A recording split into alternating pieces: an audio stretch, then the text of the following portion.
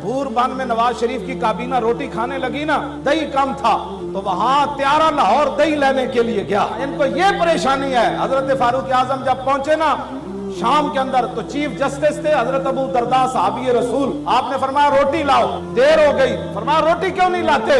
सुनो, मैं इस इस्लाम की बात करता हूं जो पूरी दुनिया को दर्द उठे। एक चीफ जस्टिस भी रोटी खाने के लिए बैठे और अमीरुल मोमिनीन भी बैठे। तो हजरत उमर ने पूछा हजरत अबू दरदा से, रोटी क्यों ताखीर हो गई? कहा कि जो टुकड़े मैंने पानी में भिगोए हुए हैं ना, वो बड़े पुराने हैं, अभी गले नहीं है। जिस मुल्क का चीफ जस्टिस भी खुश्क टुकड़े खाए, अमीरुल मोमिनीन भी टुकड़े खाए, तो उस मुल्क के अंदर दरिया के किनारे बकरी का बच्चा प्यासा नहीं मरता।